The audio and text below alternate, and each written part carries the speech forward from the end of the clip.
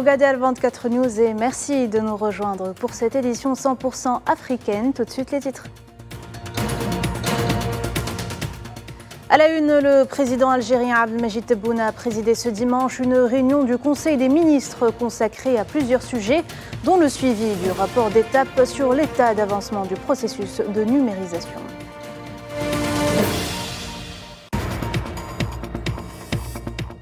Crise en Libye, l'ONU a annoncé la préparation d'une nouvelle session d'ici le 15 février pour faire le point sur l'évolution de la situation politique dans le pays et sur le rôle de sa mission sur place.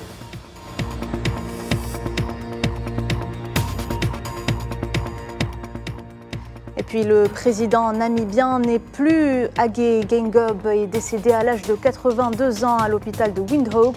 Le nouveau président a prêté serment ce dimanche, ouvrant une nouvelle page dans l'histoire du pays.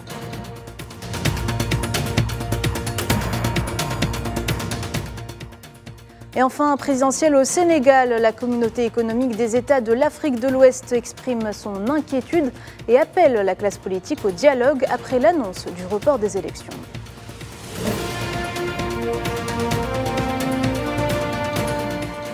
Bonsoir à toutes et à tous. Le président algérien Abdelmadjid Tebboune a présidé ce dimanche une réunion du Conseil des ministres consacrée au suivi du rapport d'étape sur l'état d'avancement du processus de numérisation.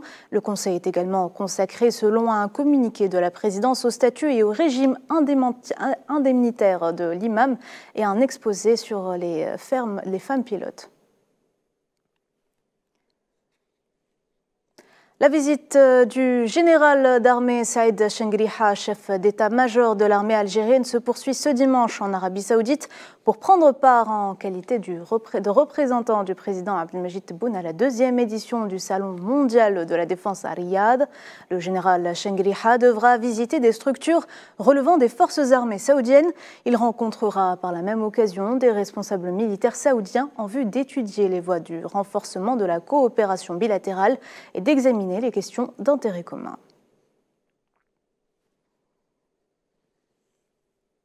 Énergie, le groupe algérien Sonatrach a annoncé le lancement de nouveaux projets pour développer la station de production de gaz de Hassermel dans le sud du pays, l'une des plus grandes stations au monde.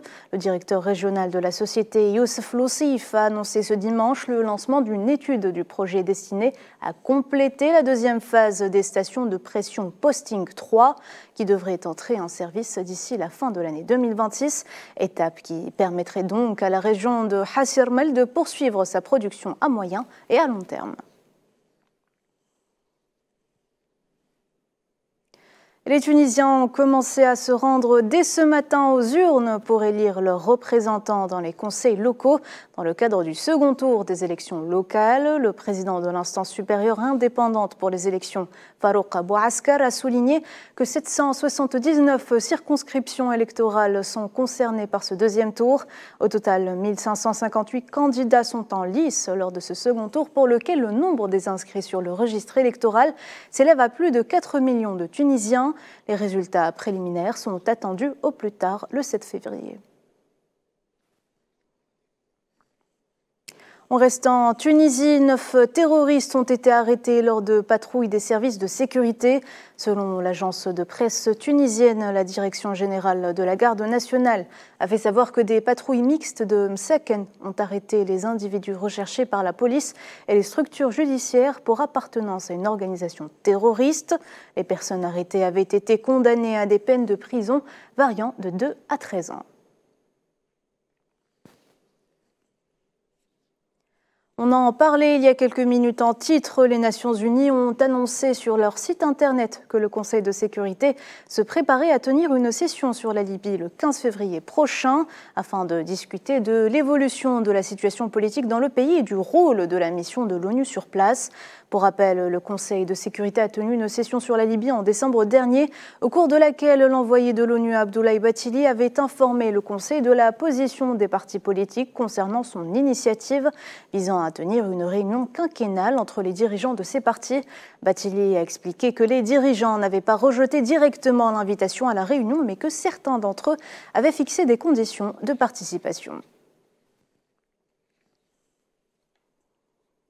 Le président namibien n'est plus. Hage Geingob est décédé tôt ce dimanche à l'âge de 82 ans à l'hôpital de Windhoek où il était soigné après la découverte de cellules cancéreuses, selon la déclaration sur X du nouveau chef de l'État par intérim, Nangolo Mbumba, jusqu'alors vice-président.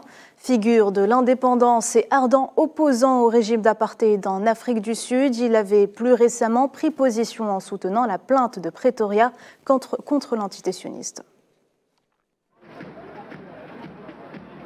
Sunday, 4 February 2024, at about... Dr Hage Geingob, le président de la République de Namibie, est décédé aujourd'hui dimanche 4 février 2024 vers minuit 4 à l'hôpital Lady Pohamba. À ses côtés se trouvait sa chère épouse, Madame Monica Geingob, et leurs enfants. L'équipe médicale, comme je l'ai informé hier encore. Les médecins ont fait de leur mieux pour assurer le rétablissement de notre président. Malheureusement, malgré les efforts énergiques de l'équipe pour lui sauver la vie, cher compatriote namibien, il est décédé. La nation namibienne a perdu un éminent serviteur du peuple, une icône de la lutte de libération, l'architecte en chef de notre constitution et le pilier de la maison namibienne. En ce moment de plus profonde tristesse, j'appelle la nation à rester calme et sereine. Le gouvernement s'occupe de tous les arrangements, préparatifs et autres protocoles d'État nécessaires. Le cabinet se réunira avec effet immédiat afin de prendre les directives nécessaires de l'État à cet égard. Que l'âme de notre bien-aimé Dr Hage Geingob repose dans la paix éternelle. In eternal peace. La Namibie a donc ouvert ce dimanche une nouvelle page de son histoire. Nangolo Mbumba a prêté serment en tant que 4e président du pays. La cérémonie de prestation de serment a eu lieu à Windhoek devant le juge en chef Peter Chivut.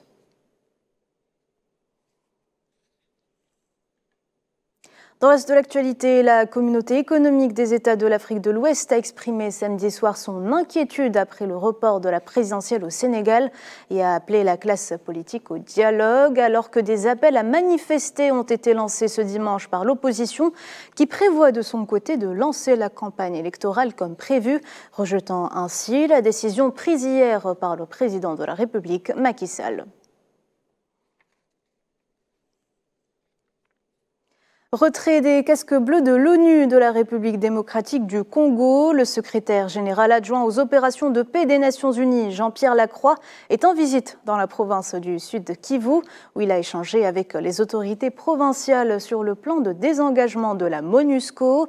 Objectif, s'assurer que ce retrait se fera conformément au plan de désengagement qui veut que les forces de défense et de sécurité congolaises occupent les positions jadis occupées par la mission de l'ONU sur place.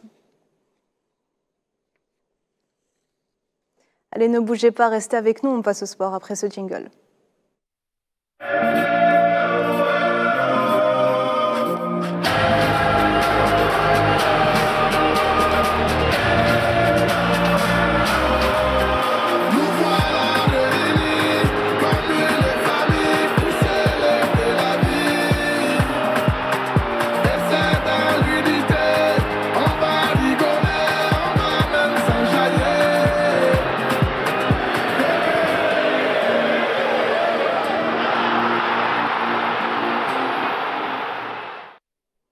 Coupe d'Afrique des Nations, l'Afrique du Sud a décroché son billet pour les demi-finales de la compétition après sa victoire sur le Cap-Vert samedi à Yamoussoukro au terme d'une séance de tir au but incroyable.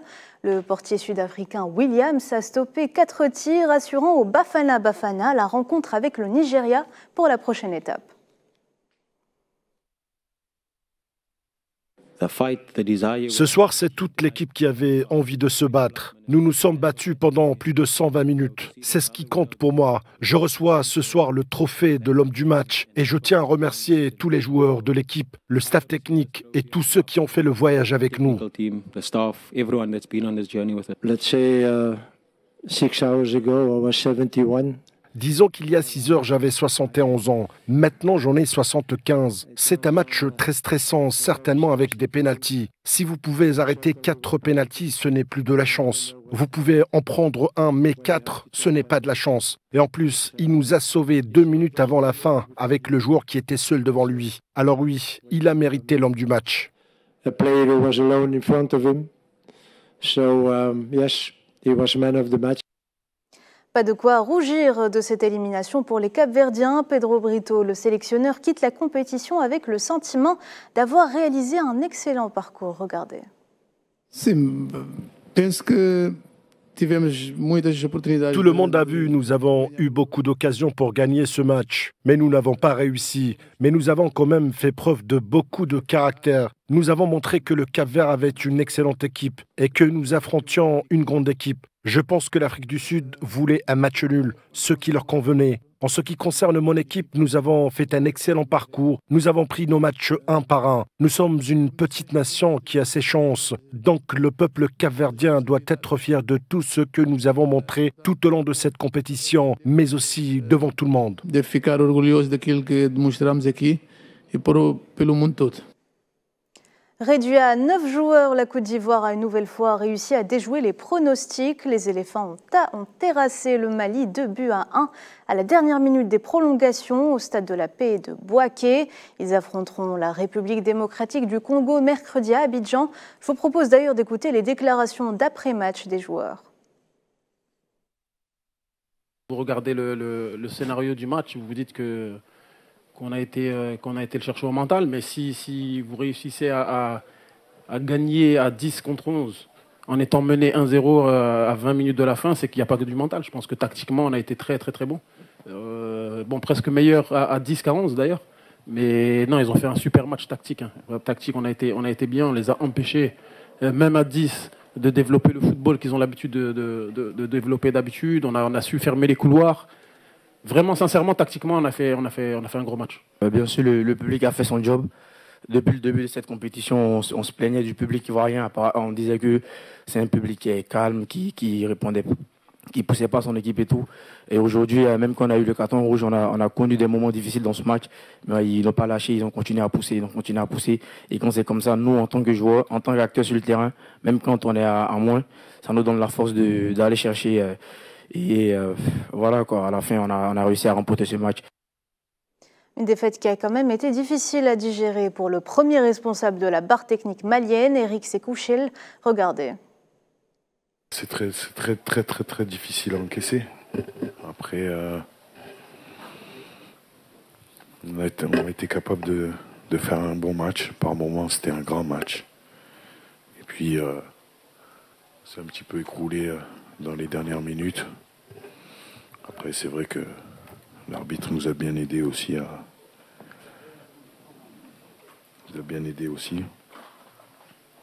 Je l'avais dit en conférence de presse, j'espère que ça n'allait pas se jouer sur des referees, mais force est de constater que oui. Voilà, après nous, on a décidé de passer sur un système à 5 à la fin pour être plus solide sur le jeu aérien, parce qu'en face, il y a énormément de qualité dans le jeu aérien. Et on a perdu pied sur les 5 dernières minutes. Donc, énormément déçu pour mes joueurs. Et bien sûr, ce sont des scènes de liesse auxquelles nous avons pu assister à Bouaké hier soir. Les supporters ivoiriens étaient époustouflés de la qualification de leur équipe en demi-finale. Écoutez ces témoignages. Notamment, même s'il n'est pas sur la pelouse aujourd'hui. Toute cette belle génération en disant oui, mais ils sont jeunes. Je me sens très heureux, je ne sais même pas. Je suis époustouflé, c'est-à-dire que je suis débordé d'étonnement. En fait, je ne croyais pas, mais comme l'histoire le dit, le Mali n'a jamais gagné la Côte d'Ivoire. Et même si on partait jusqu'à la 95e minute, une minute additionnelle, et si le Mali nous menait 2-0, on allait égaliser, on allait mettre 3-2. Pour ce match-là, on a gêné. On a gêné sur 2 jours. Le Seigneur ne pouvait pas nous abandonner, on était 10. Mais la 11e personne, c'était Dieu, nous a aidés. Et on a gagné ce match. Je rends toute la gloire à Dieu. Mais l'Éternel était de notre côté. Pendant tout le match, on priait, on a intercédé. Et l'Éternel a pris pitié de nous. Et plus rien n'arrêtera la Côte d'Ivoire. Cette canne est pour les Ivoiriens. Nous avons pris cette canne. Cette canne est à nous. Demi-finale, on prend. Finale, on prend.